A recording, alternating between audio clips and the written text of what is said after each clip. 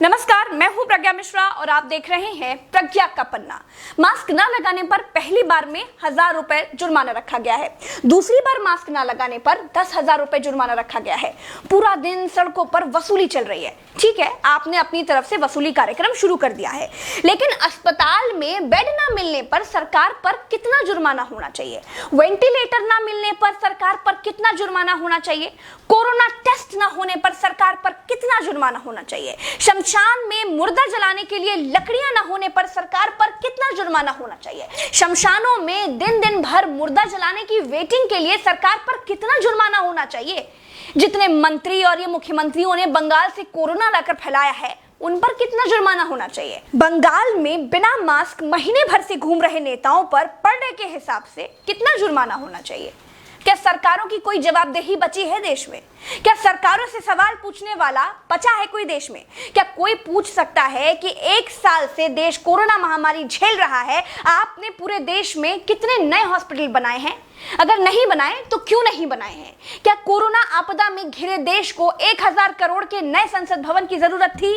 क्या देश को 300 करोड़ के नए बीजेपी दफ्तर की जरूरत थी?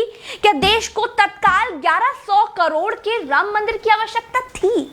मंदिर के लिए चंदा मांगा जा सकता है तो हॉस्पिटल बनाने के लिए भी सरकार चंदा मांग सकती थी, लेकिन अस्पताल बनाने की नियत नहीं थी। मूर्ति बनाने की नियत थी तो बना दी।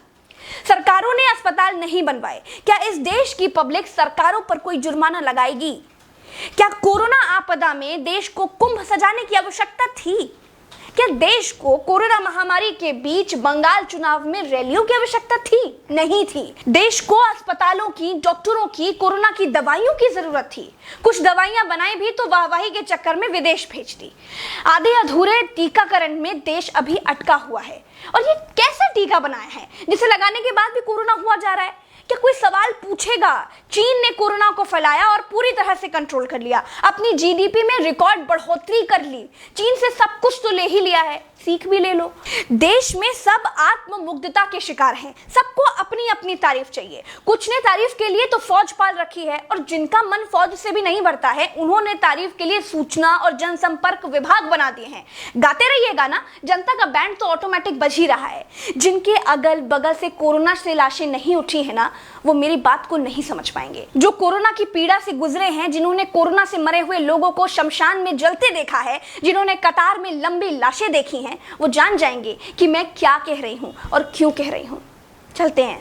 राम राम, जय हिंद, दुआ सलाम।